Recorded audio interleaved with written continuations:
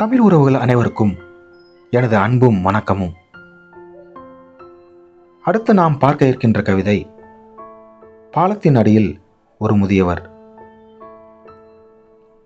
ஒவ்வொரு ஊரிலும் உள்ள மேம்பாலத்தின் கீழ் வாழ்க்கை நடத்தி கொண்டிருக்கும் ஆதரவற்ற பெற்றோர்களை பார்த்து கற்றுக்கொண்ட பாடத்தின் வெளிப்பாடுதான் இந்த கவிதை. வாருங்கள் கவிதைக்குள் செல்வோம்.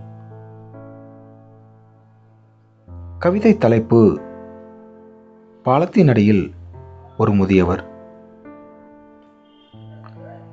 சீறி பொழியும் பெரு மலையினிலே அகண்ட தூண் அடி பாலத்திலே அரையாடை உடுத்திய முதியவர் என் சொந்தம் வான்மலை என்கிறார்.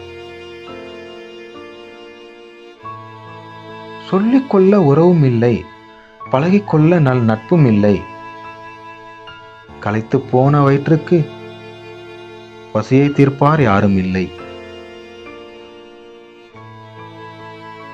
அணிந்து கொள்ள நல் உடையும் இல்லை, அயர்ந்து உறங்க ஓலை பாயும் இல்லை, உழைத்து வாழ மனமிருந்தும் உடலில் போதிய தெம்பும் இல்லை, பார்ப்பார் கேட்பார் எவரும் இல்லை, ஆதரவு அளிப்பவரிடம் பணமும் இல்லை, எந்தன் வாழ்வோ இப்பாலத்தின் அடியிலே, பெற்ற பிள்ளைகளோ நான் கட்டிய வீட்டினிலே. அன்பை விதைப்போம், அறிவை பெருக்குவோம், தங்களின் பேராதரவை நன்றியுடன் நல்கும் உங்கள் சக்கர நிலவன். நன்றி.